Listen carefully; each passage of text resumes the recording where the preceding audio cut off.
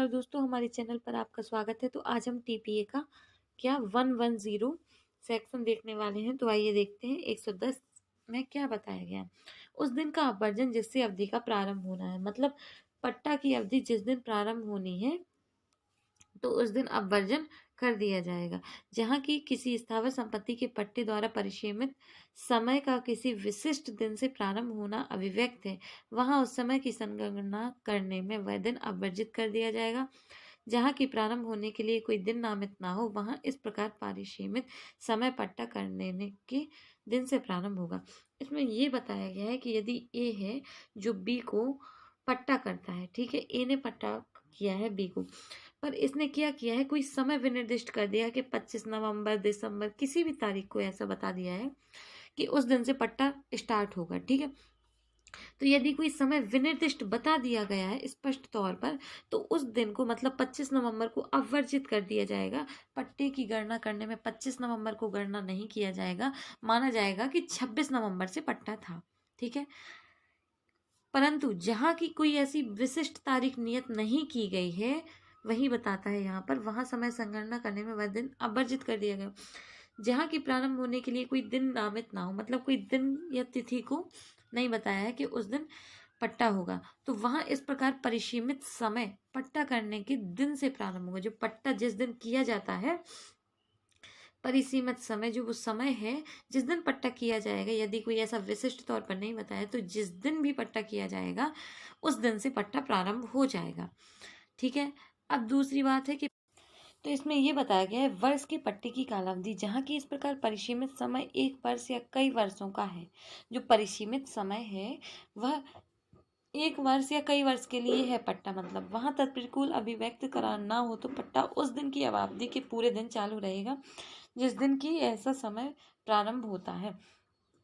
हमने पीछे देखा है कि वर्षानुवर्षी पट्टा जो होता है उसके लिए क्या होता है कि हम लोगों ने टाइम भी देखा है, कब तक चलता है, 6 महीने तक सूचना, मतलब 6 जो वर्षानुवर्षी पट्टा रहता है उसको समाप्त करने के लिए 6 माह पूर्व सूचना देनी पड़ती है, और जो मासानुमासी पट्टा रहता है उसको समाप्त करने के लिए 15 दिन की सूचना देनी पड़ती है। ये इसके साथ पढ़ेंगे तो अच्छा है। और एक बात ये भी है कि इसमें ये जो बात करता है, इसमें ये बताया गया है यदि कोई तत्प्रतिकूल संविदा ना हो, तो जैसे ये है कि 25 नवंबर से पट्टा चालू होगा और 2020 से चालू होगा और 25 नवंबर 2021 तक चलेगा, ठीक है। तो ऊपर जैसे यहाँ पर हमने पढ़ा है कि यदि विनिर्दिष्ट समय है बताया गया है तो 25 नवंबर को क्या कर दिया जाएगा, अपवर्जित कर दिया जाएगा। तो स्टार्टिंग में तो 26 नवंबर से स्टार्ट होगा, परंतु अगर बात ये की गई है कि 2020 से स्टार्ट होगा और 2021 तक चलेगा, 25 नवंबर 2021 तक चलेगा, तो पहला वाला जो दिन है इसको अपवर्जित कर दिया जाएगा। परंतु जिस दिन चलेगा 25 नवंबर तक चलेगा, अगर ये बताया है तो 25 नवंबर जिस दिन होगा उसकी रात्रि के टाइम तक चलेगा, मतलब उसका पूरा दिन चलेगा वो पट्टा। ऐसा नहीं होगा कि आधे दिन तक चलेगा या कुछ भी, मतलब जो भी दिन, जो भी तारीख नियत की गई उस दिन पूरे दिन वो पट्टा रहेगा। इसमें ये बात करता है पट्टे का पर्यवसान करने के लिए विकल्प, जहाँ की यह अभिव्यक्त है कि इस प्रकार परिसीमित समय अपने अवसान से पूर्व पर्यवशेय है और पट्टे में इसका वर्णन नहीं है कि किसके विकल्प पर वह इस प्रकार पर्यवशेय, वह ऐसा विकल्प पट्टेदार को प्राप्त होगा, पट्टाकर्ता को नहीं।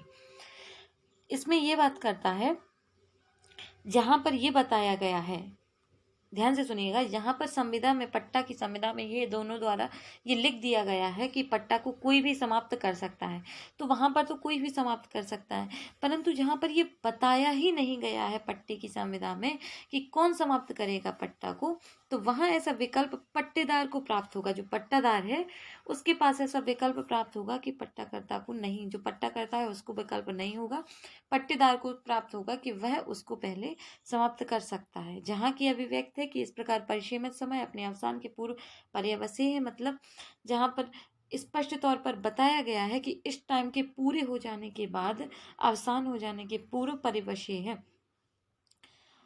अवसान के पूर्व परिवशीय हो, और पट्टे में इसका वर्णन नहीं है, पट्टे में इसका वर्णन नहीं बताया गया है कि इसको कब खत्म होना है, तो इसके विकल्प पर इस प्रकार पर्यवशीय है, वहां ऐसा विकल्प पट्टाकर्तादार को प्राप्त होता है। इसमें सीधी सी बात ये है कि जहाँ पर लिख दिया गया है कि दोनों को होगा, पट्टा खत्म करने का अधिकार किसको होगा, तो जहाँ पर स्पष्ट तौर पर बताया गया है कि दोनों को होगा तो दोनों को हो जाएगा। जहाँ पर स्पष्टतया नहीं बताया गया है कि किसे होगा पर्यवसान करने का अधिकार, तो वहाँ पर ऐसा अधिकार पट्टेदार को प्राप्त होगा, पट्टाकर्ता को नहीं। तो आई होप आपको समझ में आया होगा। यदि आपको वीडियो अच्छा लगता है तो आप सपोर्ट कर सकते हैं, यदि कोई कमी लगती है तो आप बता सकते हैं। आज के लिए सिर्फ इतना ही। Thank you, bye bye.